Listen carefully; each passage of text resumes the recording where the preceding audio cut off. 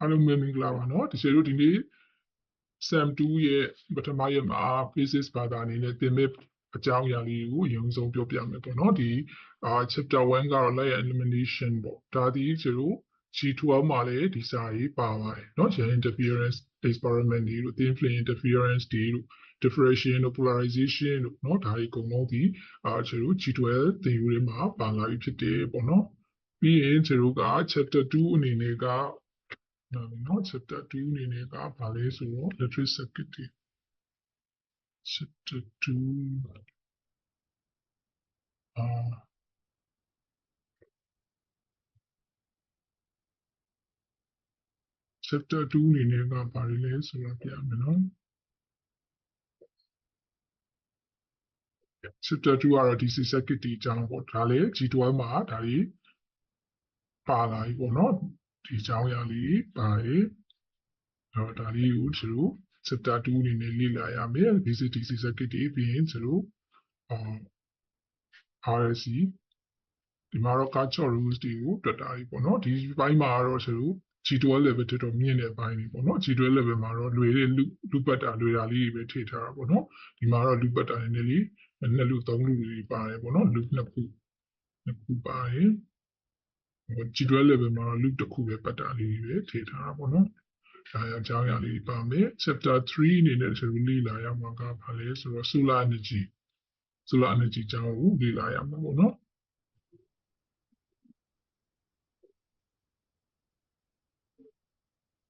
Unit 3အနေနဲ့နော် Unit 3ကဘာလဲဆိုတော့ပြအောင်နော်ဟုတ် Unit 3က solar energy technology နဲ့ပတ်သက်တာကိုလေ့လာရမယ်အဲ့မှာဆိုရင်ကျတော့ solar radiation အကြောင်းတွေပေါ့နော် solar electricity from solar energy ပြီးလို့ရှိရင် solar cell တွေရဲ့ applications တွေပေါ့နော်ပြီးရင်တော့ solar heating အကြောင်းပေါ့ပြီးရင် refrigerated system အကြောင်းပေါ့ဒါ solar energy နဲ့ပတ်သက်တဲ့အကြောင်းတွေကိုလေ့လာရမှာဖြစ်တယ်ပေါ့နော်အဲ့ဒါနဲ့ပတ်သက်တဲ့စာလေးတွေကိုလည်းတစ်ချက်ပို့ပေးထားမယ်ပေါ့နော် test point အနေနဲ့ကိုယ့်ကို reference လုပ်လို့ရအောင်ပေါ့နော်ဒါကတော့ကျတို့အရင်တော့က UTE ပေါ့နော်UTE physics ကျောင်းသားတွေလေ့လာရတဲ့ဒီသင်ခန်းစာတွေပေါ့နော်ဒါကိုကျတို့ဒီမှာထည့်ထားဖြစ်တဲ့ BE ကျောင်းသားတွေ second sem မှာပေါ့နော် first year second sem မှာဒါကိုလေ့လာရမှာဖြစ်တယ်ပထမဆုံးကျတို့ chapter 1လေးကိုဒီနေ့သွားရမယ်သွားကြရအောင်ပါchapter 1ဒီဘာနဲ့ပတ်သက်တာလဲဆိုတော့ nature of light အလင်းရဲ့သဘောတဘာဝတွေပေါ့နော် illumination လို့ခေါ်တဲ့အလင်းရဲ့တောက်ပေါက်မှုကြောင်းတွေပေါ့နော် nature of light ဆိုတာအလင်းကဘယ်လိုသဘာဝရှိရလဲပေါ့နော်အမုံသဘာဝလားလှိုင်းသဘာဝလားစသဖြင့်ပေါ့နော်ပြီးရင် chance interference experiment တွေပေါ့လှိုင်းထက်ခြင်းကျတို့စသက်ချက်တွေကြောင့်ပြီးလို့ရှိရင် thin film interference ကြောင့် diffraction လို့ခေါ်တဲ့ line ကွေ့ခြင်းတွေ line ကွေ့ခြင်းတွေကြောင့် polarization လို့ခေါ်တဲ့ line တန်ခြင်းတွေကြောင့်ပေါ့နော်ပြီးရင်အလင်းတောက်ပေါက်မှုတွေကြောင့်အလင်းကိုတိုက်တာတဲ့ unit တွေပေါ့နော်အလင်းကိုဘယ်လိုမျိုးတိုက်တာတက်ချက်ရတယ်ဆိုတာတွေ illumination ကြောင်းရာတွေပေါ့နော်ပြီးရင် light sources တွေကြောင်းတွေကိုကျွန်တော်လေ့လာရမှာခုဒီပထမတစ်ပိုင်းမှာတော့ဒီ၅ပိုင်းပေါ့နော်ဒီ child light ရဲ့ interference experiment ရဲ့ thin film interference ရဲ့ diffraction ရဲ့ polarization ရဲ့ဒီပိုင်းတစ်မှာထည့်ထားတယ်ဒီပိုင်းတစ်မှာကျွန်တော်ပထမဆုံးစပြီးလေ့လာပြီဆိုလို့ရှိရင်တော့ကျွန်တော် optics ဆိုတဲ့အကြောင်းအရာကိုသိဖို့လိုတယ်เนาะ optics ဆိုတာဒီကျွန်တော်ကြားဘူးလားတော့မသိ optics ဆိုတဲ့အဓိပ္ပာယ်ကိုကြားဘူးလား optics နဲ့ကြားဘူးကြလား optics ဆိုတာဒီဘာနဲ့ဆိုင်တာအနည်းနဲ့ဆိုင်လားအတန်နဲ့အမြင်အာရုံနဲ့ဆိုင်လားဘာနဲ့ဆိုင်တာကိုပြောတာ optics ဆိုတာအလေးနဲ့ဆိုင်တာပြောအလေးဆိုင်ရပေါ့နော်အဲ့တော့အလေးဆိုင်ရ optics ဆိုတာဒီဆိုတော့ဒီမှာအမြင်အာရုံနဲ့ဆိုင်တာကိုလေ့လာတယ်နော်လေ့လာတဲ့ဘာသာရပ်ကိုကျွန်တော်က physical optics လို့ခေါ်တာပေါ့နော်ဒီဘာဗီလာရဲ့အပိုင်းခွဲတစ်ခုပေါ့ the stereo optics is the stereo small part of the electromagnetic spectrum တကယ်တမ်းကကျွန်တော်က electromagnetic spectrum ကြီးဒီသူကelectromagnetic wave တွေဒီကျွန်တော်လှိုင်းလေးရအတူအရှိနေပေါ့နော်တန်းစီပြီးတော့ရေးလိုက်လို့ရှိရင်electromagnetic line တွေထဲမှာအခုဒီမျက်စိအမြင်အာရုံနဲ့ဆိုင်နေမြင်ရတဲ့ line ကနည်းနည်းလေးပဲရှိတယ်နော် electromagnetic wave တွေဒီကျွန်တော်ကline လေးက စီချလိုက်လို့ရှိရင်ပေါ့နော်ရှည်ဆုံး line လေးရကလည်းတိုဆုံး line လေးအထိရှိစီချလိုက်ရင်ဒီကြားလေးက visible light လေးကပိုင်းတိတိလေးပဲပါတယ်ဒါအမြာရုံနဲ့ဆိုင်တဲ့ပိုင်းပေါ့ကျန်တာတွေဒီကျွန်တော်ပတ်ဝန်းကျင်မှာ line တွေကရှိနေတာပဲမြင်နေရလားမြင်ရလားဒီ microwave တွေ radio wave တွေကျွန်တော်မြင်နေရလားမြင်ရအောင် infrared လည်းမမြင်ရဘူးเนาะ infrared wave တွေလည်းကျွန်တော်ပတ်ဝန်းကျင်မှာ infrared ဆိုတာဒီတကယ်တော့နေအောင်ကြည့်ရနေတယ်ကျွန်တော် infrared radiation နဲ့ရောက်လာတာပဲဒါဒီအနီအောက်ရောင်ကြီးပေါ့เนาะကျွန်တော်အပူရောင်ကြီးလို့လည်းပြောလို့ရတယ်ခံစားလို့တော့ရတယ်เนาะ microwave တွေ radio wave တွေကျွန်တော်အခုသုံးချပြီးတော့မှဒီမှာ radio line တွေဖမ်းနေကမ္ဘာရဲ့မြောက်ချမ်းက radio line ကကမ္ဘာတောင်ချမ်းကနေမိတယ်เนาะကမ္ဘာအရှိချမ်းက line ကကမ္ဘာအရှိချမ်းကလွတ်လိုက်တဲ့เนาะ microwave radio wave တွေဒီကမ္ဘာအနောက်ချမ်းကနေလွတ်အရှိချမ်းကနေကြားရတယ်เนาะအဲ့လိုပြန်ပြီးတော့ဖမ်းရတာပေါ့เนาะ line တွေကို line ဖမ်းစက်တွေနဲ့ပြန်ဖမ်းရတယ်စသဖြင့်ပေါ့အခုဆိုရင်ကျွန်တော် internet ခေတ်ကိုရောက်လာပြီဂျိုးလူစလောင်းတွေလွတ်တင်ထားတယ်internet ဂျိုးလူတွေလည်းရှိတယ်တချို့ကစက်သွေးဂျိုးလူတွေတချို့ကတော့ကျွန်တော်ကပေါ့နော်စက်သွေး antenna တိုင်တွေပေါ့နော် testing လွှင့်တာတွေပေါ့နော်ဒါမှမဟုတ်ရှင်လည်း radio wave တွေဆိုလည်းအဲ့လိုပဲ testing လွှင့်တာတွေနဲ့အဲ့လို line တွေကကျွန်တော်ပုံဝင်ချက်မှာအများကြီးပဲရှိတယ်ဒါပေမဲ့ကျွန်တော်မြာရုံနဲ့ဆိုင်တဲ့ line လေးဒီအစိပ်ပိုင်းလောက်လေးပဲရှိတယ်လောက်လေးပဲရှိတယ်နော်အဲ့လိုပဲဒီအများယုံနဲ့ဆိုင်တဲ့ line ပေါ့နော်ဒါဒီဆိုတော့ visible light ပေါ့မျက်စိမြင်နေမြင်နိုင်တဲ့ရောင်စစ်ဒီဘယ်နှရောင်ရှိတာအောင်ကြားပူကြလားမသိဘယ်နှရောင်ရှိတော့没有是 color ဘယ်နှရောင်9ရောင်7 colors ဘာတွေတော့ ROYG ဟုတ်တယ် ROYG ဟုတ်တယ်ကျွန်တော်အစဉ်တိုင်းမှတ်ထားလို့ရှိရင် RIG bit เนาะနာမည်လေးနဲ့မှတ်ထားလို့ရတယ် RIG เนาะ B I V right bit เนาะဒီအဲ့ဒါဆိုရင်ကျွန်တော်ကတနည်းအားဖြင့်နောက်ပြန်မှတ်ရင် V I B G Y O R ဒါဆိုကျွန်တော် R O Y G V I B အဲ့တော့ R ဒီဆိုတာ red ကိုပြောတာပေါ့နော် red ပြီးတော့ red နဲ့ color ကတော့ orange เนาะ orange နဲ့ color ကတော့ yellow နဲ့ color ကဘာတူလဲ green เนาะ green နဲ့ color က blue blue နဲ့ color ဒီ indigo ဆိုတာမင်းနေအောင်ပြောတာเนาะ indigo ဒီမင်းနေအောင်ပါပြီးတော့ကျွန်တော်ကviolet ခရမ်းရောင်ပေါ့နော်အဲ့လိုရောင်စင်လေးရှိပါတယ်ဒီရောင်စီ9ရောင်ကကျွန်တော်မျက်စိနဲ့မြင်နိုင်တဲ့ရောင်စင်လေးပေါ့နော်ကျန်တာရဲ့ကျွန်တော်မြင်လို့မရဘူးပေါ့ဟော ultraviolet ဆိုလဲကျွန်တော်မမြင်ရဘူးဒီရောင်ကြီးတွေမှာ ultraviolet တွေပါတယ်ခရမ်းလွန်ရောင်ကြီးเนาะခရမ်းလွန်ရောင်ကြီးတွေဒီကျွန်တော်အရေးပြားကင်ဆာတွေပါတယ်ဖြစ်နိုင်တယ်တဲ့ကြာဘူးနာဝရှိတယ်မလားဒါတွေကိုကျွန်တော်မျက်စိနဲ့မြင်နိုင်တဲ့ရောင်စင်တွေမှာเนาะပါတယ်သူက line layer 2လေးသူက frequency မြင့်လေး frequency မြင့်လေးသူကဖောက်ထွင်းအားကောင်းလေးသူက energy မြင့်လေးပဲ energy မြင့်နေเนาะဒီဘက်က line layer 2ရဲ့ဒီ electromagnetic wave တွေဒီသူက energy ပိုမြင့်နေသူတို့တွေဒီပို့ပြီးတော့เนาะစိုင်းကိုသိဆောင်နိုင်တယ်ပေါ့နော် frequency မြင့်တဲ့အတွက်ကြောင့် energy လည်းမြင့်တယ်เนาะအဲ့တော့သူတို့တွေကြောင့်ပို့ပြီးတော့ကျွန်တော်ကဒါတွေဒီသူတို့တွေကြောင့်ပေါ့နော်ဒီရေပြားကင်ဆာတွေပါအထိဖြစ်နိုင်တယ်သူတို့တွေအဲ့တော့ ionization radiation တွေလို့ပြောတယ်ပေါ့နော်ဘာလို့ ionization လို့ပြောလဲဆိုတော့သူတို့ခန္ဓာကိုယ်ထိုးဖောက်ဝင်ရောက်သွားခန္ဓာကိုယ်ရဲ့ဆေးကောင်းတွေကပေါ့နော်သူက radical တွေဖြစ်သွားတာပေါ့အဲ့ဒီက electron ဖယ်ထုတ်ခံနိုင်ရတယ်အဲ့ electron က energy ရသွားပြီပေါ့နော်အဲ့ဒီမှာကျွန်တော်ကခန္ဓာကိုယ်ရဲ့မှာလို့ acid radical တွေ base radical တွေကျန်နေခဲ့အဲ့ဒီမှာခန္ဓာကိုယ်ကအဲ့မှာဆေးတွေပျက်စီးတာပေါ့နော်ပျက်စီးရနေမှာကျွန်တော်ကမလူအလားရတဲ့ပြဿနာတွေပေါ့နော်ခန္ဓာကိုယ်ကဘယ်လိုတွေဖြစ်မဲ့ဒီကင်ဆာယောဂတွေပါအထိဖြစ်နိုင်တာပေါ့နော်ဒီရောင်ကြီးတွေဆိုတော့ energy မြင့်နေအခု X-ray ဆိုတဲ့ကျွန်တော်တို့ကြောင့်မလို့အမြဲတမ်းဓာတ်မှန်အမြဲတမ်းရိုက်မနေအောင်အမြဲတမ်းရောဆရာဝန်ရဲ့ခွင့်ပြုချက်မရှိဘဲနဲ့မရိုက်ရအောင်เนาะ6လတစ်ချိန်လောက်ပဲရိုက်ဘာလို့လဲဒီ X-ray ရိုက်ထားတဲ့ကြောင့်ကျွန်တော်ရဲ့ခန္ဓာကိုယ်တွေက cell တွေဒီသူကပုံမှန်မဟုတ်ဘူးပေါ့နော်အဲ့ဒါကိုပုံမှန်ပြဖြစ်အောင်နောက်6လလောက်ပြန်ဆောင်အောင်เนาะအဲ့လိုမျိုး X-ray ဓာတ်မှန်တစ်ခါရိုက်ပြီးတိုင်းလူနာကနောက်6လကနေမှပြန်ပြီး recover ဖြစ်တာပေါ့နော်အဲ့ဒီချိန်ကျမှသူကပြန်ရိုက်တယ်X-ray ဒီတကယ်တော့ယောဂကုတာမဟုတ်ဘူးယောဂရှာတာပဲရှိတယ်။ဘယ်နေရာမှာယူကျူတာလဲ။နော်အဲ့လိုမလိုအပ်ဖင်းနဲ့ဆိုတော့ X-ray ရိုက်ဖို့ရိုက်တင်သလားမရိုက်တင်သလား။ X-ray ရိုက်တင်လား။ X-ray ဒီရိုက်တင်မရိုက်တင်ဘူး။နော် X-ray မရိုက်တင်ဘူးလိုအပ်မှာပဲရိုက်။တချို့ဆရာဝန်ရဲ့စမ်းသက်တာနဲ့တည်ရဘယ်နေရာယူကျူဝါလဲဆိုတာ။တချို့ကတော့အတွင်းဘက်ဖြစ်နေတာမသိနိုင်တော့ X-ray ရိုက်ခိုင်းတယ်လိုအပ်မှာပဲရိုက်ခိုင်းတာပေါ့နော်။မလိုအပ်ဖဲရိုက်ရင်ခဏရိုက်ရင်ဘာဖြစ်လဲ။နောက်ဆုံးကြိုင်ဘူးလို့ရှိတယ်။စိုးကျိုးတွေအများကြီးပြီးတဲ့စိုးကျိုးတွေเนาะအများကြီးပဲရှိတယ်။အဲ့တော့ဒီ gamma rays တွေကလည်းကျွန်တော်ကဒီဟာဒီသူတို့တွေက ionize เนาะ ionizing ကောင်းတယ်ပေါ့နော်။ခုနလိုအားလိုပဲ electron ဖယ်ထုတ်လိုက်တဲ့အမှာ ion တွေဖြစ်သွားတာပေါ့နော်။အဲဒီကောင်းတဲ့ cell တွေ atom တွေကနေမှာ အဲ့ဒီဟာတွေဒီဘယ်ဟာအတွက်တော့ကောင်းလဲဆိုတော့ gamma rays တွေကိုကျွန်တော်ကသူတို့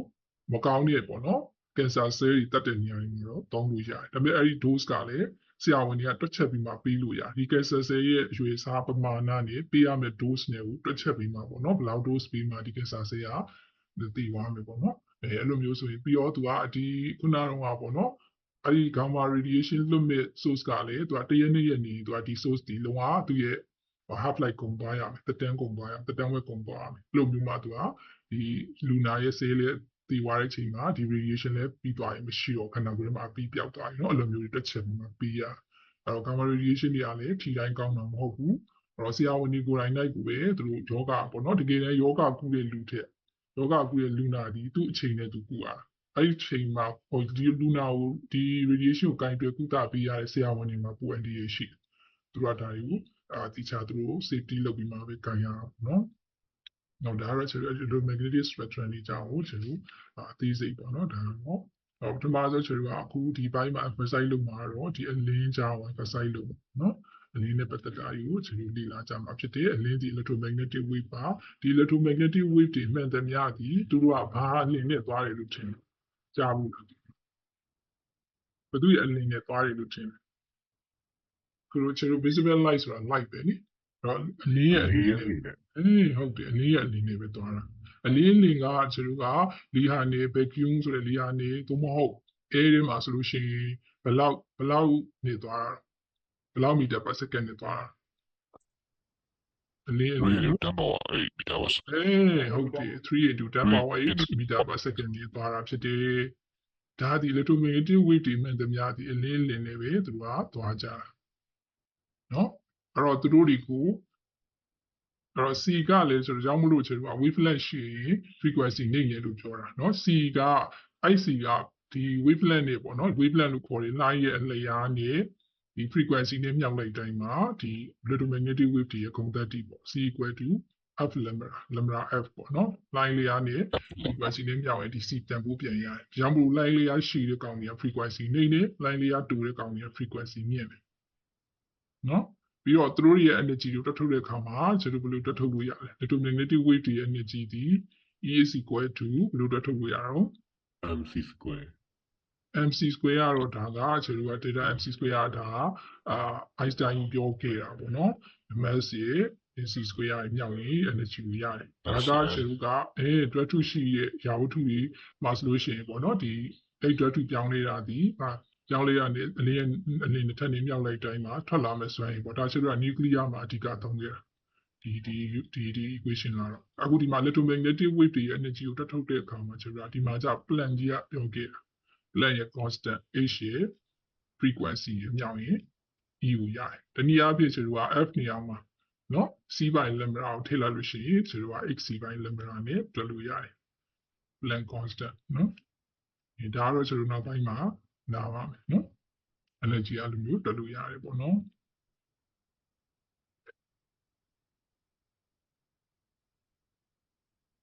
အဲ့တော့ဒီမှာကျွန်တော်က optics ဆိုတာဒီတကယ်တော့ small part of the electromagnetic spectrum ကြီးရဲ့အပိုင်းသေးသေးလေးကိုပဲလေ့လာတာဖြစ်တယ်ပေါ့နော်အဲ့တော့ line တွေမှာသူ့ရဲ့ခုနကလိုပေါ့နော် line တွေရဲ့ဂုဏ်သတ္တိရှိတယ်သူရဲ့ frequency ဘယ်လောက်လဲwavelength ဘယ်လောက်လဲချိန်နှုန်းတွေပေါ့နော်ချိန်နှုန်းတွေ line လေးရာတွေစသဖြင့်ပေါ့ line ရဲ့ energy စသဖြင့်ရှိတယ်since light is an electromagnetic wave light က electromagnetic wave ဖြစ်တဲ့အတိုင်းပေါ့နော် its wave properties can be used to explain various phenomena ပေါ့နော်သူရဲ့ဂုဏ်သတ္တိကို line ရဲ့ဂုဏ်သတ္တိကိုအသုံးချပြီးတဲ့အခါမှာကျွန်တော်ကတချို့ဖြစ်ရပ်တွေကိုလေ့လာလို့ရတယ် line ဒီကျွန်တော်ကwave particle duality လို့ပြောတယ်ပေါ့နော်သူက particle nature လေးရှိတယ်နော် particle လို့ခေါ်တဲ့အမုံသဘာဝလေးရှိတယ် wave nature လို့ခေါ်တယ်နော် line သဘာဝလေးရှိတယ်ဒါမှမဟုတ်သူကနှစ်ခုတွဲနေတဲ့သဘာဝရှိတယ်ပေါ့ line ကနော်wave particle duality ဆိုပြီးတော့ပြောခဲ့နော်ဘယ်သူကပြောခဲ့လဲ Newton ပြောခဲ့နော် the study of the phenomena using the wave nature of light အလင်းရဲ့ line သဘာဝကိုလေ့လာတာကိုဘာလို့ခေါ်လဲ physical optics နော် physical optics လို့ခေါ်တယ်ဒါမှမဟုတ်ရှင် wave optics လို့လည်းခေါ်တယ် physical optics နဲ့ wave optics နဲ့ဒီအတူတူပဲဖြစ်တယ် now the analysis of light phenomena using rays အလင်းတန်းအနေနဲ့လေ့လာရိုင်လင်းတန်းဒီပြန်လင်းတန်းဒီစသဖြင့်ပေါ့နော်ရိုင်လင်းတန်းဒီအဲ့လိုမျိုးလေ့လာတော့ကြတော့ကျွန်တော် geometry နည်းနဲ့လေ့လာတာဖြစ်တဲ့ကြောင့် geometrical optics လို့ခေါ်တယ်အဲ့ဒါကိုကျွန်တော်က သူက rays တွေအနေနဲ့လေ့လာ line အနေနဲ့သူကအလင်းတန်းအနေနဲ့လေ့လာအလင်းတန်းအနေနဲ့လေ့လာတာဖြစ်တဲ့အတွက်ကြောင့် geometrical optics သို့မဟုတ် ray optics လို့လည်းခေါ်လို့ရတယ်နော် optics လို့ပြောလိုက်ရင်ခုနကတော့ physical optics ဆိုတာဒီ line တဘာဝနဲ့လေ့လာအလင်းနော်geometrical optics ကတော့လေကျွန်တော်က line ရိုင်လင်းတန်းဒီပြန်လင်းတန်းဒီအလင်းတန်းအနေနဲ့လေ့လာတာနော်ဒါကိုကျွန်တော်ကgeometrical optics လို့ပြောတယ်nature of light အလင်းဒီ electromagnetic wave ဖြစ်တယ် electromagnetic wave တွေဒီသူကသူ့မှာပေါ့နော် electric field ရော magnetic field ရောဒီတစ်ခုနဲ့တစ်ခုတောင်းမဲ့ကြတယ် electric field changes ဖြစ်ရင် magnetic field ရှိတယ် magnetic field changes ဖြစ်ရင် electric field ရှိတယ်အဲ့တော့သူတို့နှစ်ခုကအပြန်အလှန်ပေါ့နော်တစ်ခုနဲ့တစ်ခုအကျိုးပြုပြီးတော့မှသူတို့အချင်းချင်းက energy ကိုတည်ဆောင်သွားတာပေါ့လုံးဝကြားခဲ့နေမလို့သူကနော်သူကကြားခဲ့နေမလို့ပဲနဲ့သွားနိုင်တယ်light is an electromagnetic wave ဖြစ်တဲ့အတွက်ကြောင့် light wave are characterized by the electric and magnetic field တော့သူ့ကိုကျွန်တော်ကခွဲခြားလိုက်တဲ့အခါမှာ electric field ရဲ့ magnetic field ရဲ့အဲ့ဒီခုကလေဒီ line သွားတဲ့လမ်းကြောင်းကိုတောင်းမဲ့ကြလျက်သားရှိနေတယ် electric field ဒီမှာဒီအနီရောင်နဲ့ပြထားတယ်သူဒီလေ line သွားတဲ့လမ်းကြောင်းကိုတောင်းမဲ့ကြပြီးရှိနေတယ် magnetic field ကလည်းဒီ line သွားတဲ့လမ်းကြောင်းကိုတောင်းမဲ့ကြပြီးတော့ရှိနေတယ်နော်ဒါကြောင့်မလို့ကျွန်တော်က the electric field vector E and the magnetic field vector B ဒီဟာက E vector နဲ့ဒီကောင်က B vector အဲ့နှစ်ခုကအမြဲတမ်းတောင်းမဲ့ကြလျက်ရှိတယ် perpendicular ဖြစ်နေတယ်နော် and perpendicular to the direction of the propagation line သွားတဲ့လမ်းကြောင်းပေါ်မှာသူတို့ကတောင်းမဲ့ကြလျက်ရှိနေတယ်အဲ့တော့ electric field ကတိုးသွားလိုက်ရောသွားလိုက်တိုးသွားလိုက်ရောသွားလိုက် electric field changes ဖြစ်ရင် magnetic field လည်းပေါ်လာတယ် magnetic field changes ဖြစ်ရင် electric field ပေါ်လာအဲ့လိုနဲ့သူကစက်နေကိုသူကသေဆောင်သွားတာလုံးဝချားကန်နေမလို့နော်သူတို့တွေဒီအဲ့တော့ light and electromagnetic wave တွေဖြစ်တယ်electromagnetic waves radiation တွေ electromagnetic radiation က span a wide range of frequency electromagnetic radiation ဒီတကယ်တော့သူက frequency နဲ့ပြောမယ်ဆိုရင်လည်း range ကအခြေကြီးပဲပေါ့နော်။မှာ that is generally are taken to mean electromagnetic wave in or near the visible region အဲ့တော့ light ဒီဆိုတာဒီလောက်ပေါ့နော် visible region ဒီလောက်လောက်ပဲရှိတယ်။အခုဒီမှာဆိုရင်ကျွန်တော်က line လေးအားနဲ့ပြောမယ်ဆိုလို့ရှိရင်ဒီမှာ angstrom ပေါ့နော်။အဲ့တော့ဒီအလင်းဒီ4000 angstrom နဲ့7000 angstrom ကြားမှာရှိတယ် line လေးအနေနဲ့ပြောရင်4000 angstrom နဲ့9000 angstrom ကြားမှာရှိတယ်တနည်းအားဖြင့် nanometer အနေနဲ့ဆိုလို့ရှိရင်400 nanometer နဲ့700 nanometer ကြားမှာဒီ visible light ကြီးရှိတယ်နော်သူတက် line လေးကပိုရှည်သွားရင်လည်းမမြင်ရတော့ဘူးသူတက် line လေးကပိုတူသွားရင်လည်းမမြင်ရတော့ဘူးမြင်နိုင်တဲ့ရောင်စင်တန်းဒီ4000နဲ့7000 angstrom ကြားမှာပဲရှိရပေါ့နော်အခုဒီမှာဆိုရင် wavelength တွေက10 power 17 ထိရှိတယ်ဒါဆိုလို့ရှိရင်ခုနကပြောသလိုပဲပေါ့နော်radio wave တွေ microwave တွေပေါ့နော်ဒီဘက်ကဆိုရင်ဒါUV ပေါ့ဒါဆို IR ပေါ့ infrared เนาะဒီဟာဆိုလို့ရှိရင် UV ultraviolet ဒီမှာဆိုလို့ရှိရင် X-ray တို့เนาะ gamma rays တို့အဲ့ဒါတွေဒီ line လျာပူတူတဲ့အရာတွေပေါ့ line လျာပူတူတဲ့ဟာတွေဒီ frequency မြင့်နေ line လျာပူရှိတဲ့ electromagnetic wave တွေဒီ frequency နှိမ့်တယ်เนาะအဲ့တော့သူ့ကိုမြင်ရတာဒီလိုလေးပဲပေါ့เนาะဒီပုံကမရှင်းဘူးတကယ်လို့ဒီဘက်ကပုံလေးကိုကြည့်လိုက်မယ်เนาะဒါလေးကိုကြည့်လိုက်ဒီပုံလေးမှာ electromagnetic spectrum ကိုပြထားတယ် visible region comprises ဘာတွေပါနေလဲ wavelength between the approximately 4000 and 7000 angstrom တနည်းအားဖြင့်400 and 700 nanometer ကြားမှာဒီမြင်နိုင်တဲ့ရောင်စင်တန်းရှိတယ်မြင်နိုင်ရောင်စင်ကဘယ်နှရောင်ရှိတာလဲ7 color เนาะ red orange yellow เนาะ yellow green တော့ရောနေသေးတာเนาะတချို့ဟာလည်းရောနေတယ် green ပြီးလို့ရှိရင် blue နဲ့ green ကလည်းရောနေသေးတယ်เนาะ blue တက်ပြီးလို့ရှိရင်တော့ indigo เนาะ indigo ဆိုတာကမင်းနဲ့ရောင်မင်းတွေကလည်းပြန်နေရောနေတာမင်းနဲ့ပြန်နေရလည်းရောနေတယ်เนาะဒီဘက်ခရမ်းပေါ့เนาะခရမ်းရောင်စသဖြင့်ပေါ့ or similar to the acoustical frequency spectrum different regions of the electromagnetic spectrum are given different names figure 1.2 မှာပြထားတယ်ပေါ့เนาะအော်0 figure 1.2မှာကြည့်ကြည့်လိုက်အောင်ဒီမှာเนาะဒီမှာကျတော့မြင်ရတယ်ပေါ့เนาะဒီပုံလေးမှာဒီပုံကပိုရှင်းမယ် ဒါဒီဆိုတော့ wavelength ရှိတာကိုပြောတာ wavelength ရှိလို့ရှိရင်ကျွန်တော် frequency အနေနဲ့ဆိုရင်နေနေပေါ့နော်frequency မြင့်နေကောင်ကြီးက line လေးရတူတယ်ပေါ့နော်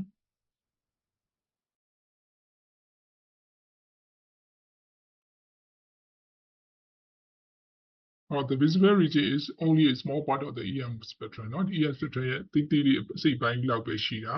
အမြင်နိုင်ရောင်စစ်ဆိုတာကเนาะ above and below the visible region are the ultraviolet and infrared visible line နဲ့ကလေးရရှိတာဒီအနီရောင်နဲ့ကပ်နေတာဒီအနီအောက်ရောင်ကြီးဖြစ်တဲ့ infrared เนาะ infrared ခရမ်းရောင်နဲ့ကပ်နေတာကတော့ ultraviolet ခရမ်းလွန်ရောင်ကြီးအနီရောင်နဲ့ကပ်နေတာအနီအောက်ရောင်ကြီးเนาะinfrared ကကျတော့ဘယ်နေရာမှာသုံးတော့သိလားinfrared တွေဘယ်နေရာမှာ infrared light တွေမီးလုံးတွေဘယ်နေရာမှာသုံးကြသိလား GB edit လို့ချင်း remote တွေမှာသုံးတယ်เนาะ remote တွေကအဲ့ဒါဒီဟာကျတို့မျက်စိနဲ့မမြင်အောင်လေ remote မီးလုံးလေးဟုတ်တယ်မလားမီးလုံးလေးပါလေထိမှအဲ့ဒါကိုကျတို့သုံးကြတယ်အဲ့တော့အဲ့ဒီကလေးရရှိတဲ့ above နဲ့ below ကဘာနဲ့ပါလဲဆို ultraviolet နဲ့ infrared region တွေဖြစ်တယ်เนาะ the radiation in those and other regions cannot be perceived by the human eye ပေါ့နော်တကယ်တော့အဲ့ဒီ region နဲ့ငေဟိုခုနကပြောသလို ultraviolet ရဲ့အောက်ဘက်ကိုလည်းကျတို့မမြင်ရတော့ဘူးပေါ့နော်infrared ရဲ့အထက်တွေကိုလည်းမမြင်ရတော့ဘူးလိုင်းလေးကပိုရှိသွားရင်ကျတို့မမြင်ရတော့သလိုလိုင်းလေးကပိုတူသွားရင်လည်းကျတို့မျက်စိကမမြင်နိုင်တော့ဘူးပေါ့နော်ကျတို့အတန်လည်းအတိုင်းပဲလူကြားနိုင်တဲ့နော် hearing rate ဆိုတာရှိရဲ့20 Hz နဲ့20 kHz ကြားမှာဆိုရင်ကျတို့လူတွေနားကြားနိုင်တယ်အဲ့ထက်ကြော်ဝိုင်းလည်းကျတို့လူရဲ့နားကြားနိုင်အဲ့ထက်ပိုပြီးfrequency နဲ့ရင်လည်းကျတို့ရဲ့နားမကြားနိုင်အဲ့လိုပဲရောင်ခြည်ရဲ့ကျတို့မမြင်နိုင်တဲ့ရောင်ခြည်တွေဒီခုနကလို line လေးကအရင်တူဝိုင်းလည်းမမြင်ရဘူးပေါ့နော်400 nanometer တနည်းအားဖြင့်4000angstrom ထည့်ပို့ပြီးတော့ line လေးကတူဝိုင်းလည်းကျတို့မမြင်ရတော့ဘူး7000 angstrom ထည့် line လေးကပိုရှိသွားရင်တနည်းအားဖြင့်700 nanometer ထည့် line လေးကပိုရှိသွားရင်လည်းကျတို့မျက်စိကမမြင်ရတော့နော်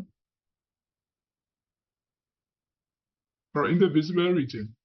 မြင်နိုင်ရောင်စဉ် region ထဲမှာဆိုရင် light of the different frequency frequency မျိုးစုံပါဆိုလို့ရှိရင် wavelength က perceived by the eyes as different colors လူရဲ့မျက်လုံးကအဲ့ကြားထဲမှာဆိုခွဲနိုင်တဲ့ရောင်စဉ်တွေခွဲနိုင်တယ်ဒါအပြာရောင်ဒါခရမ်းရောင်ဒါအစိမ်းရောင်စသဖြင့်ပေါ့နော်လူရဲ့မျက်စိကခွဲခြားနိုင်တယ် color is the physiological frequency response of the eye လူရဲ့မျက်စိကနေပြီးတော့ခုနက frequency ကို color တွေကိုအုံနောက်ကမှတ်ထားနေကြရပေါ့နော်ဘာရောင်လူကြီးတင်ပေးတဲ့အရောင်တိုင်းပေါ့နော်မှတ်လာပြီးတော့ကျွန်တော်မျက်စိကနေ response လုပ်တာဒါအောင်မြင်ပြီဆိုတာဘာရောင်ပေါ့နော်အဲ့တော့frequency and wavelength of light are related by the equation ခုနကဒီချက်ပြောခဲ့တဲ့ equation ပဲ c = lambda f နော် f lambda အဲ့တော့ဒီနေရာမှာ c က speed of light in vacuum ဒီနေရာဖြင့်ဒီကနေမှရှိတဲ့အလင်းရဲ့သွားနှုန်းပေါ့နော်speed of light in air လို့လည်းပြောရင်လည်းမှန်တယ်အလင်းရဲ့ဒီထဲမှာသွားနှုန်းဒါမှမဟုတ်ရှင်လေးကနေမှသွားနှုန်း3 into 10 power 8 meter per second ရှိရဲ့သို့မဟုတ်3 into 10 power 10 centimeter per second ရှိတယ်ဒါကတော့ CGS unit နဲ့ပြောတာဒါကတော့ SI unit နဲ့ပြောတာဖြစ်တယ်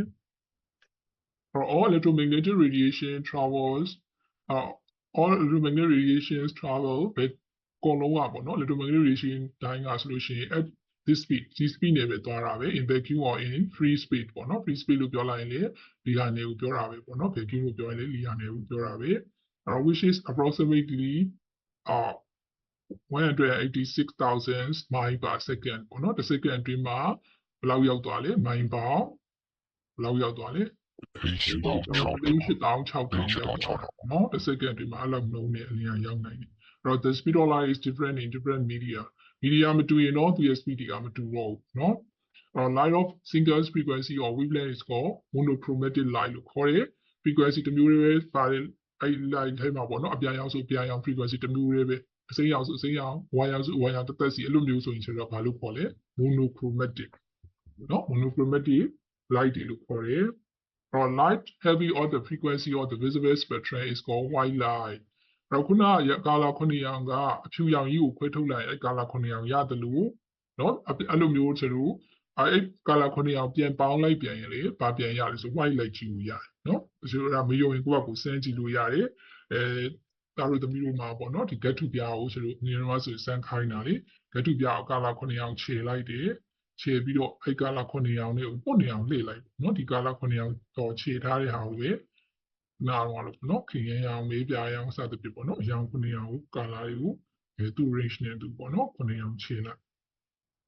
အဲ့ဒါကိုကျွန်တော်ကကာလာတွေခွဲခြေပြီးလို့ရှိရင်ပြီးရင်ဒါကိုမှုတ်နေအောင်လှည့်လိုက်ရင်ဒါကြီးကိုဝေးရလန့်ကြည့်ဒါပဲမြင်ရတယ်အဖြူရောင်ကြီးပဲမြင်ရတယ်နော်ဒါကကျွန်တော်ကကာလာကြီးပေါင်းလိုက်ရင်ဖြူရောင်ပြန်ရတယ်ဆိုတာကိုသက်သေပြလို့ရတယ်အဲ့လိုပဲကျွန်တော်ကအဲ့ဒီဖြူရောင်အလင်းတန်းကြီးကိုprism လို့ခေါ်တဲ့၃မြောက်ဖန်တုံးနဲ့ပြန်ခွဲထုတ်လိုက်ရင်လည်းဘာပြန်ရလဲဆိုရင်ခုနကာလာ9ရောင်ရတယ်နော်အဲ့ဒါကိုကျွန်တော် Newton တို့ခေတ်ကလေးအဲ့ဒါကိုစမ်းသပ်ခဲ့ပြီးပြီဒါပေမဲ့အဲ့တုန်းကတော့ dispersion လို့ပါလို့ဆိုတာလည်းမပြောတတ်ကြသေးဘူးပေါ့နော်ဒါထူးဆန်းနေပေါ့ဒီတုံးကြီးကထူးဆန်းနေအလင်းအရောင်တွေထုတ်ပြီးတယ်ပေါ့နော်အမှန်တော့အရောင်ထုတ်ပြီးတာမဟုတ်ဘူးအလင်းထဲမှာကွာငကိုရကာလာ9ရောင်ပါပြီးသားနော်ပြန်ခွဲထုတ်လိုက်တာပေါ့နော်အဲ့ things like is an electromagnetic wave အလင်းကလျှက်စစ်တန်လိုင်းဖြစ်တဲ့wave properties can be used to explain various phenomena ဒါကြောင့်မလို့အဲ့တော့ line ရဲ့ ဂုဏ်သတ္တိကိုအသုံးချပြီးတော့ဖြစ်ရတဲ့ဂုဏ်ကိုရှင်းလို့ရတယ်เนาะ the studying of phenomena using the wave nature of light is called physical optics or wave optics ခုနရှိမှလည်းပြောခဲ့ပြီးပြီ line ရဲ့เนาะအလင်းရဲ့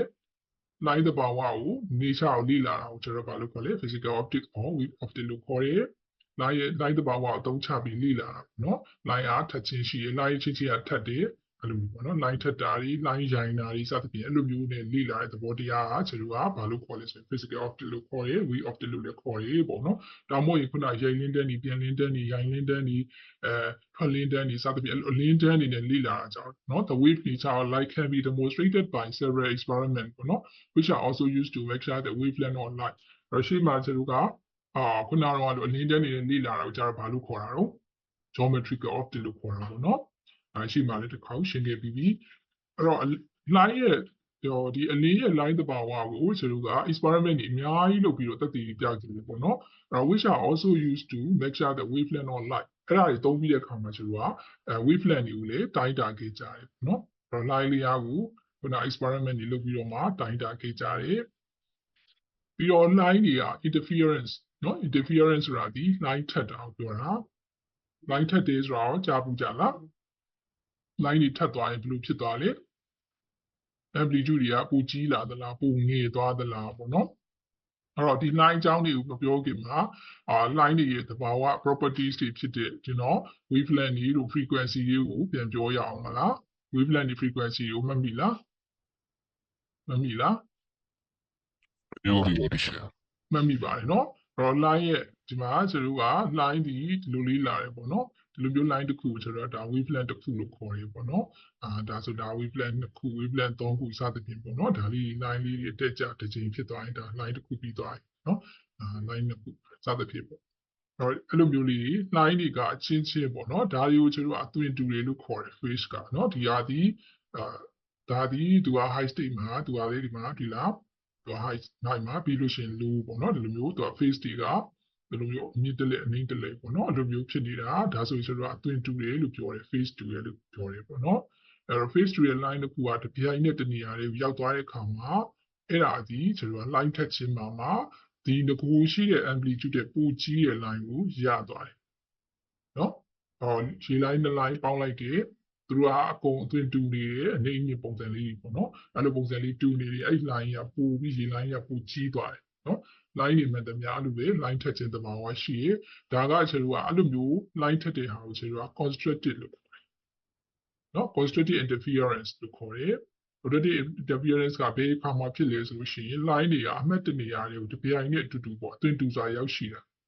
နော်အခုံးဆိုအခုံးအခွက်ဆိုအခွက်နဲ့ရောက်တယ်ဒါဆိုအခုံးတွေရောက်သွားတယ်ဒါဆိုအမှတ်တနေရာအတူညီစွာရောက်ရှိသွားရင်ဒါကိုကျွန်တော်ကဘာလို့ခေါ်လဲဆိုရင် constructed interference လို့ခေါ်တယ်အဖြစ် line ထက်ခြင်းနော်ကြတော့အဲ့ဒီမှာဆိုလို့ရှိရင်ကျွန်တော်ကဒီကောင်ကလေသူက lambda 3ခုနဲ့ရောက်အောင်လာတယ်ဒီကောင်ကလည်း lambda 3ခုနဲ့ရောက်အောင်လာတယ်ဒါဆိုရင်တို့ချင်းချင်းရဲ့လမ်းကြောင်းခြားနာခြင်းဒီ0ပေါ့လမ်းကြောင်းလည်းခြားနာခြင်းမရှိဘူးတပြိုင်တည်းအတူတူရောက်တာ source နှစ်ခုကဒီဒါကသူ့ရဲ့equilibrium line ပေါ့နော် equality source နှစ်ခုနဲ့တက်ပေါ့နော်ဒီတက်နေရာequilibrium line ကနေ line တစ်ခုဒီ source ဒီအတွက်ကနော်အပေါက်ကလေး slip 1 slip 2ပေါ့အပေါက်လေးနှစ်ပေါက်ကနေပြီးတော့တပြိုင်တည်းထွက်လာတယ်အတူတူရောက်တယ် အဲ့ဒါဆိုရင်ဒါဒီဆိုတော့သူတို့ချင်းချင်းဒီ constructive interference နဲ့ line ထက်တာအဖြစ် line ထက်ခြင်းနဲ့ထက်တယ်အဲ့တော့သူတို့ချောင်းလို့ဖြစ်လာတဲ့ amplitude ကပိုပြီးတော့ကြီးသွားတယ်တစ်ခုချင်းစီရဲ့ amplitude ထက်ပိုပြီးကြီးသွားတယ်နော်သူတို့မှဆိုရင် wave နော်ဒီ lane ကြောင်းခြားနာခြင်းရှိလားသူကလည်း3 lambda line 3ခုနဲ့ရောက်လာသူလည်း line 3ခုနဲ့ရောက်လာဒါဆိုသူတို့ရဲ့ path difference ရှိလားမရှိပါဘူးဒီ path difference မရှိဘူးနော်ဒီဘက်ကပုံလေးကိုကြည့်ကြည့်အောင်ဒီဘက်ကပုံကနော်သူကဒီဘက်ကဆိုတော့ပုံဖန်ကချက်ရှိနေအဲ့မှာဆိုတော့အလင်းစင်းတစ်လက်အမောင်စင်းတစ်လက်ဖြစ်တာဟုတ်တာJames ကစမ်းသပ်ပြခဲ့တာအဲ့မှာဒီအောက်ကတနေရာမှာပေါ့နော်အမောင်စင်းဖြစ်တဲ့နေရာဘယ်လိုဖြစ်တာလဲဆိုတာဒီလာကြည့်အောင်အဲ့ဒီဒီ slip ပေါက်လို့ခေါ်တယ်ပေါ့နော်ဒီအပေါက်ဝါချင်းလေးကထွက်လာတဲ့ line ပေါ့နော်ဒီ line ကဒီမှာစတော့ကထွက်လာတော့သူကအသွင်တူတာပဲနော်ဒါပေမဲ့တွေ့လားသူက4 lambda နဲ့ရောက်သွားပြီနော်အောက်ကဟာကျတော့သူက3.5 lambda နဲ့အဲ့ဒီ point ကိုရောက်သွားတယ်သူကလမ်းကြောင်းကပို့ပြီးတော့တူတယ်အပေါ်ကလမ်းကြောင်းကရှိတယ်အဲ့ဒီခါမှာသူတို့နှစ်ခုရဲ့လမ်းကြောင်းခြားနာခြင်းဒီ4 lambda ရဲ့ 3.5 lambda ကိုနှုတ်လိုက်တော့ဘယ်လောက်ခြားနာနေတော့0.5 lambda တနည်းအားဖြင့်နော် line တစ်ဝက်တိခြားနာနေတာအဲ့ဒါကိုကျွန်တော်ကဒါဒီကျွန်တော် out of phase လို့ခေါ်တယ်နော်ဒါက in phase လို့ခေါ်တယ်အသွင်တူစာရောက်ရင် in phase နော်အသွင်မတူအသွင်ကလုံးဝ180 degree out of phase ဖြစ်နေတာစက်ကျင်ဘက်တစ်ခုကခုံတစ်ခုကအခွက်ဒါမျိုးဆိုရင်ကျွန်တော်ကဘာဖြစ်သွားလဲဆိုရင် destructive interference လို့ခေါ်တယ်အထက် line ထက်ခြင်းတစ်ခုနဲ့တစ်ခုခြေဖြတ်ပလိုက်အဲဆို amplitude ကဘာပဲရတော့0ပေါ့နော်အဲ့မှာဒီ line ဒီတစ်ခုနဲ့တစ်ခုခြေဖြတ်သွားပြီးတော့0ရခြင်းရမယ်ဒါမှမဟုတ်ရှင်ငကို amplitude တွေငယ်တဲ့နော်ငယ်တဲ့ amplitude ပဲရလိမ့်မယ်ဒါပေမဲ့ခုဒီမှာ out of phase က 180 out of phase ဖြစ်တဲ့ကြောင့်ဒီမှာ line နေပြီအလင်းစင်းမပေါ်ဘူးအမှောင်စင်းပဲပေါ်တယ်နော်အဲ့မှာဆိုရင်သူရဲ့ path difference ဒီ3 lambda တွေက 3.5 lambda ကိုနှုတ်လိုက်တဲ့အခါမှာ lambda 2ပဲရှိတယ်တော့ the phase difference ကတော့ကျွန်တော်က data theta လို့ခေါ်တယ်အဲ data theta ဒီကျွန်တော်ကဒီမှာပိုင်းပေါ့နော်တစ်ခုကအခုံးတစ်ခုကအခွက်ဒါဒီဆိုတော့ဂျားထဲမှာကျွန်တော်ကပိုင်း radian ခြားနာနေနော်ကြတော့ the wave are completely out of phase ဒါဒီလုံးဝသူကအပြည့်အဝကိုပဲ out of phase ဖြစ်နေတယ်အဲ့ဒါဆိုရင်ကျွန်တော်က total destructive interference ဖြစ်သွားတယ်လုံးဝအပြည့်အဝကိုပဲ destructive ဖြတ် line ထက်ခြင်းပေါ့ဒါဆိုသူက amplitude က0ပဲထွက်တော့နော်180 degree out of phase ဒီအဖြစ်ကျွန်တော်က total destructive interference ဖြစ်တဲ့အချိန်ပေါ့နော်အဲဒါဆိုဒီမှာ amplitude 0ပဲရမယ်ဒီ line မှာအဲကြောင့်မို့ကျွန်တော်ဒီနေရာမှာဆိုအမှောင်စင်းပေါ်တယ်ဒေါ်ရန်ကစမ်းသပ်ပြခဲ့တာပေါ့နော်အဲ့တော့ interference ဆိုတာဒီခုနက when two being not light cross each other line တစ်ခုနဲ့တစ်ခုထပ်တဲ့အခါမှာဖြတ်သွားတဲ့အခါမှာပေါ့နော် the resultant amplitude ဖြစ်ပေါ်လာတဲ့အကျိုးဖြစ် amplitude ဟာ and intensity နော် line ရဲ့ပြင်းအားဆိုလို့ရှိရင် may be different from the sum of those contributed by the two being acting separately line တစ်ခုချင်းစီမှာရှိနေတဲ့ amplitude တန်ဖိုးတွေနဲ့ကဒါမှမဟုတ်လို့ရှိရင် intensity တန်ဖိုးတွေကမတူနိုင်တော့ဘူးเนาะအဲ့ဒါကိုကျွန်တော် line ထက်တဲ့အခါမှာเนาะတွေ့ရတယ် line ချစ်ချင်ဟာတစ်ခုနဲ့တစ်ခုဖြတ်သွားတဲ့အချိန်မှာငကို amplitude တွေငကို intensity တွေနဲ့မတူတဲ့ပုံစံပြောင်းသွားတယ်เนาะမတူတဲ့ line ဖြစ်သွားတယ်အဲ့တော့ this modification of intensity ပြုပြင်ပြောင်းလဲသွားတယ် obtained by the superposition ဆိုတာလည်းကျွန်တော်ကထပ်တာကိုပဲပြောတာတစ်ခုနဲ့တစ်ခုထပ်တာ superposition of two or more beams of light အလင်းတန်းနှစ်ခုသုံးပုံနှစ်ခုတက်ပို့ပြီးတော့ထိတွေ့လာတယ်အဲ့ဒါကိုဘာလို့ခေါ်လဲ interference လို့ခေါ်တယ် line ထက်ခြင်းလို့ခေါ်တယ် interference เนาะဒါ G12 မှာပါမှာဒါတို့သမီးတို့ G12 တွေကိုသင်ရမှာဖြစ်တဲ့အတွက်ကြောင့်မို့ဒါတွေလေ့လာရင် G12 စာလေးတွေပါတစ်ခါလေးလေ့လာเนาะif the resultant intensity is 0 or in general အဲ့တော့တကယ်တော့ရရှိလာတဲ့ intensity တန်ဖိုးက0ရမယ်ဒါမှမဟုတ်လို့ရှိရင် or in general less than the separate intensity တစ်ခုချင်းစီရဲ့ intensity ထက်ငယ်ခဲ့မယ်ဆိုလို့ရှိရင်အဲ့ဒါကိုပေါ့နော် we have destructive interference အဖြစ် line ထက်ခြင်းလို့ခေါ်ပါတယ် if the resultant intensity is greater ဒီလို resultant intensity ကနောက်ဆုံးထွက်လာတဲ့ intensity ကပိုပြီးတော့ကြီးမယ် it is called constructive interference အဲ့ဒါဆိုရင်ကျွန်တော်အဖြစ် line ထက်ခြင်းလို့ခေါ်တယ်နော် the first man successfully to demonstrate the interference of light was Thomas Young နော် Thomas Young ဆိုတဲ့ပုဂ္ဂိုလ်ကြီးကဒီ line ထက်ခြင်းကိုသူကတရုပ်ပြပထမဆုံးတရုပ်ပြခဲ့တဲ့ပုဂ္ဂိုလ်ကြီးပေါ့နော်အဲ့တော့ကျွန်တော်က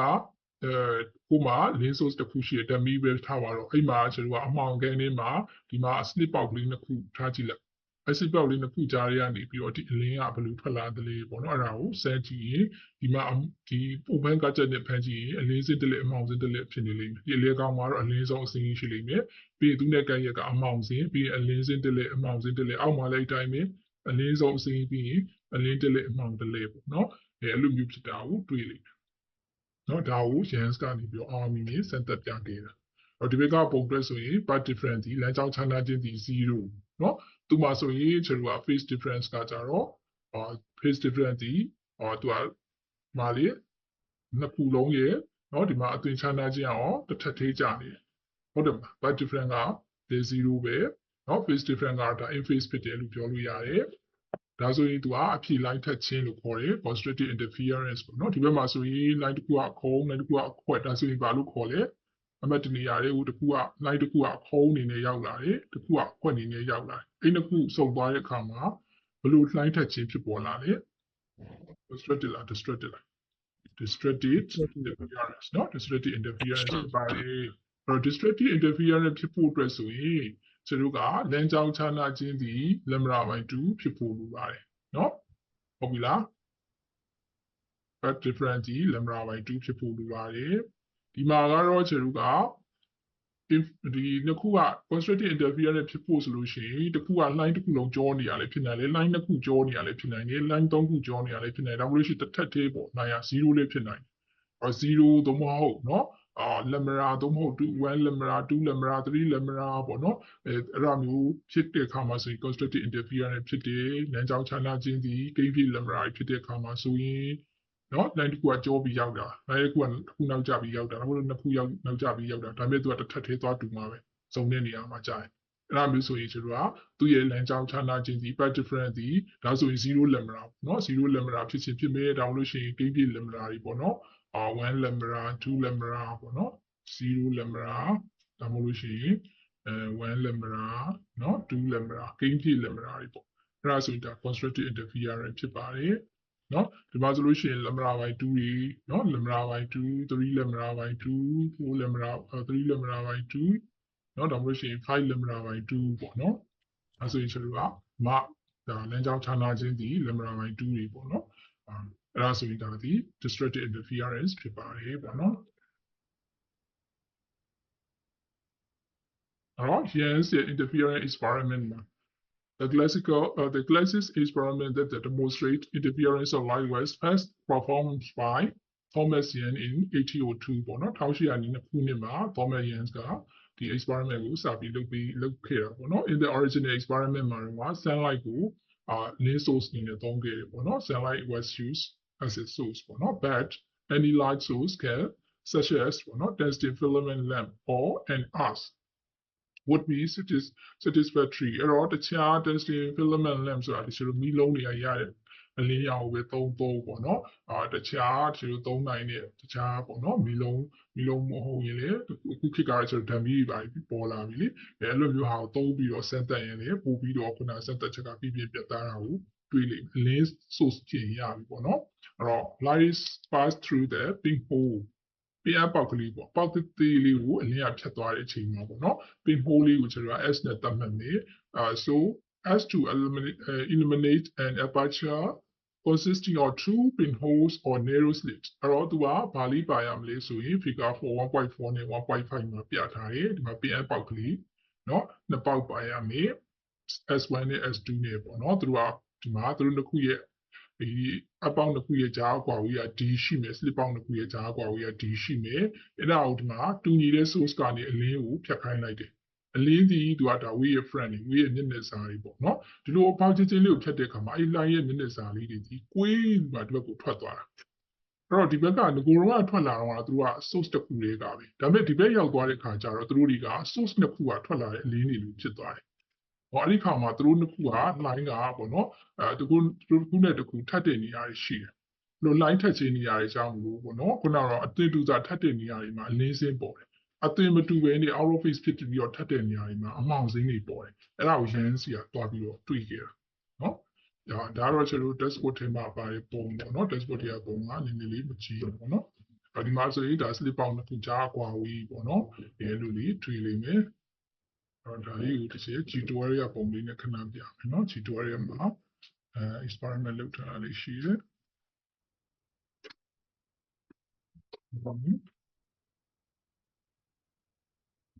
tutorial မှာပြမယ်နော်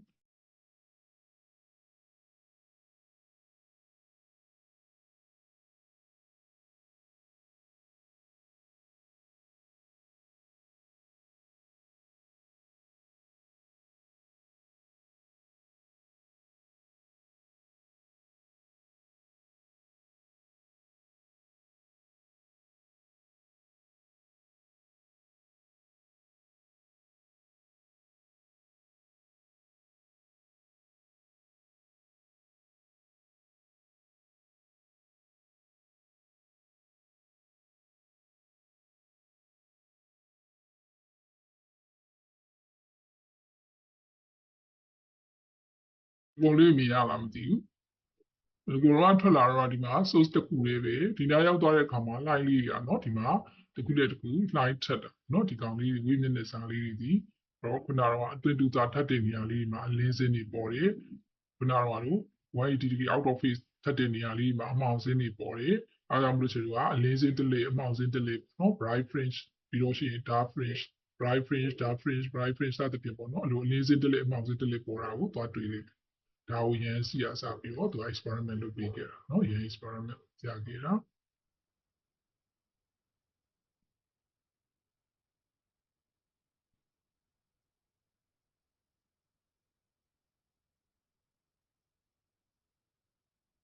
ဒီပုံလေးကြည့်မယ်เนาะ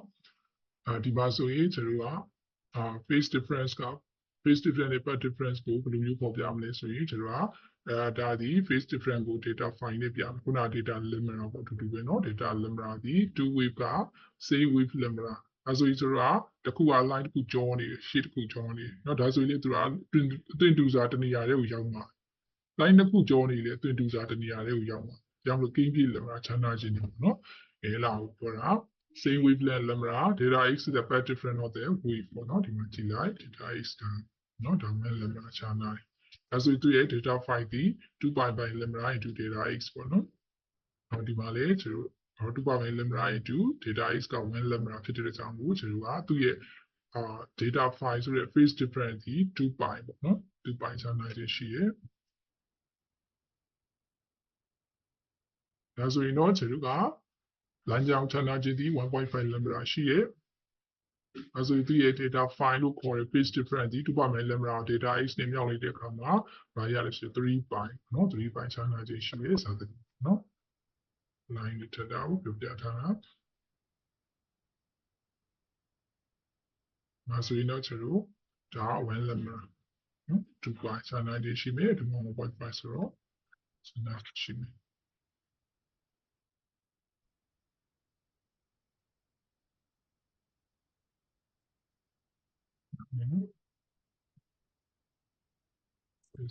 share အပြင်လို့လုပ်မယ်နော်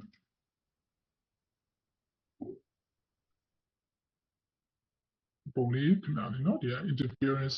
မဟုတ် experiment လေးကြည့်အောင်ရင်းစထားတယ်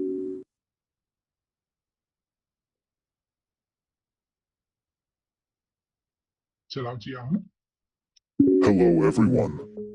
Today I am going to bring you face to face with the oddities, mysteries, and paradoxes of nature with this single experiment that contains all the secrets of quantum physics.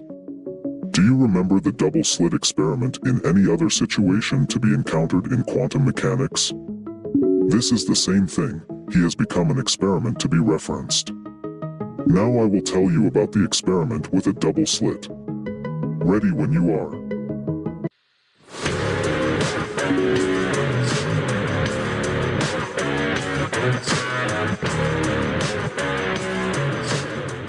The American physicist Richard Feynman, who received the Nobel Prize in 1965, said that the double slit experiment is the most interesting experiment that shows us the side of the quantum world that is contrary to common sense.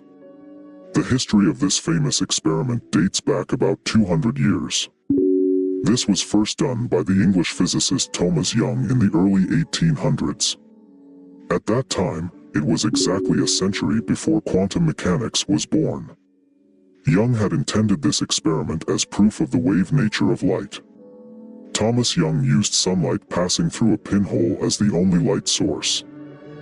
To understand the double-slit experiment, let's send 3 different objects to the slits and observe the results together. Let's set up our setup first. Let there be a gray wall at the very back, and an opaque wall that does not allow light to pass directly in front of it. Let's make 2 slits in the wall that doesn't let in light.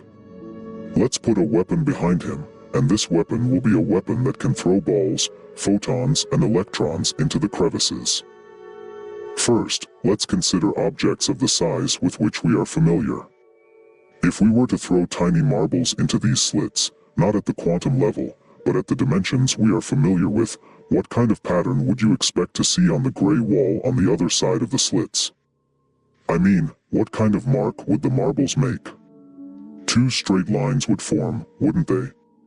Those who passed through one slit would form a single line in the projection of that slit on the wall, and those who passed through the other slit would form a second line in the projection of that other slit on the wall.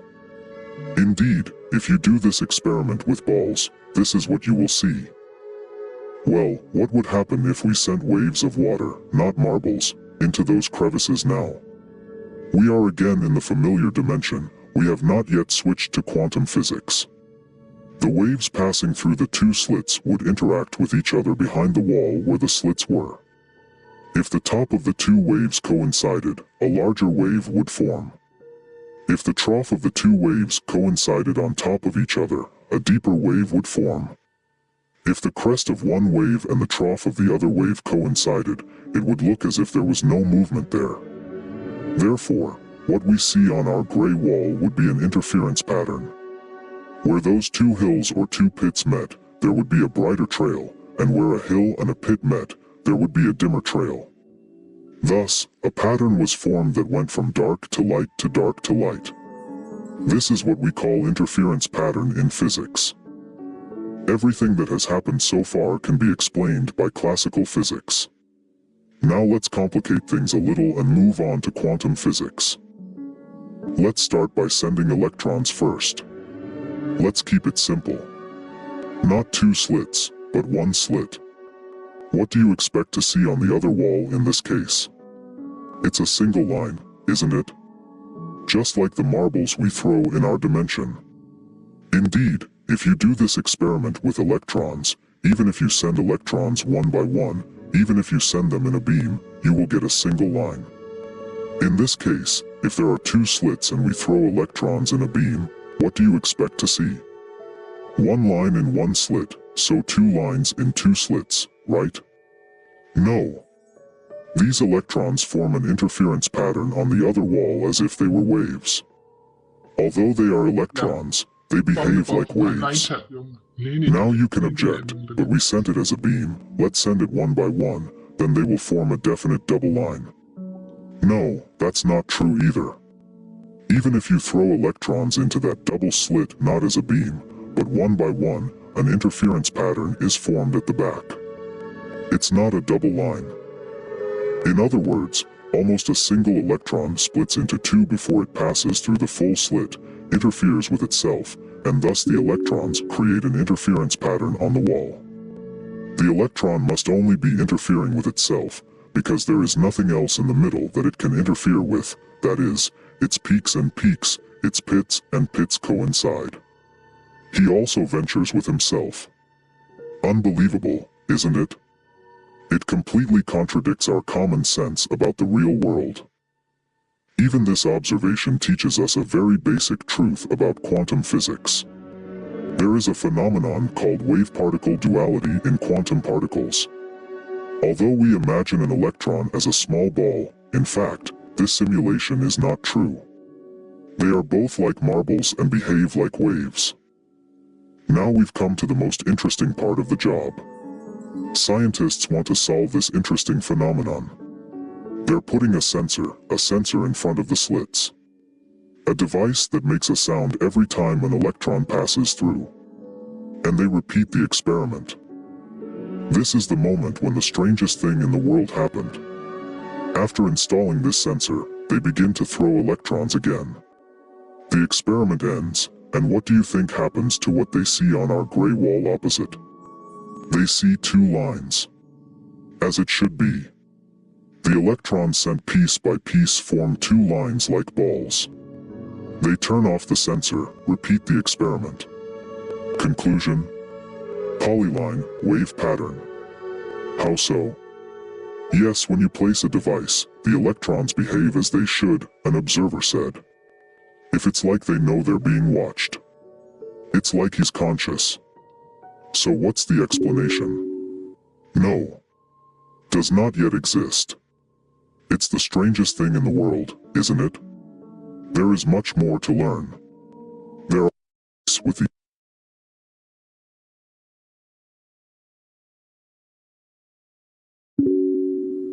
တကယ်တမ်းကတချို့တို့ကပေါ့နော်ဒီအပေါက်နှစ်ပေါက်ကိုဖြတ်လိုက်ရင်ဒီအလေးစင်းအစင်းနဲ့စင်းပဲမြင်ရမယ်လို့ထင်ထားတာပေါ့နော် Yens က experiment လုပ်လိုက်တဲ့အခါမှာဒီမှာအစင်းတွေအများကြီးပဲတွေ့ရတယ်အလင်းတစ်လက်အမောင်တစ်လက်အလင်းတစ်လက်အမောင်တစ်လက်ဘယ်လိုသွားတွေ့ရတယ်ဒါ Yens ကစာပြီးတော့စမ်းသပ်ပြခဲ့ Yens ကတော့ pink hole လေးပေါ့ဒါကတော့ကျွန်တော်ကဒီလိုရှည်လိုက်ဟိုလုပ်လိုက်တာပေါ့ဘူးနော်ဒီ slip ပေါက်သွား pink hole လေးနဲ့စမ်းခဲ့တာ Yens က It's the strangest thing in the world, isn't it? There is much more to learn. There are many ways to go. If you are interested in this kind of content, don't forget to subscribe to my channel and turn on အဲ့တော့ဒီလိုဒီနေ့ဘာလေးလေးလာခဲ့ရလဲဆိုတော့ Yes experiment နဲ့ပတ်သက်ပြီးတော့နော် Yes ကတွေ့ရှိချက်က line တစ်ခုဒီအသွင်တူစာရောက်လာရင်ဘယ်လို line ထပ်မယ်လို့ပြောလိုက်ဘယ်လိုတွေ့ရလဲအသွင်တူစာရောက်လာရင် constructive နော်constructive ဒီအလင်းစင်းပေါ်တယ်ပေါ့နော်line တစ်ခုက out of phase ပေါ့အသွင်မတူဘဲနဲ့ရောက်လာရင်ဘာဘယ်လို line ထပ်ခြင်းဖြစ်တယ်လို့ပြောခဲ့ distracted interference အဲ့ဒါဆိုရင်သူကအမှောင်စင်းဖြစ်လိမ့်မယ်နော်အဲ့ဒါကို Yens ကသူ experiment လုပ်ပြခဲ့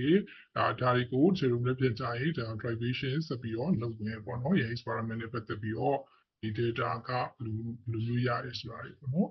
အဲ့တော့ဒီနေ့တော့ကျွန်တော်ဒီလောက်နဲ့ပဲနားလိုက်ကြပါအောင်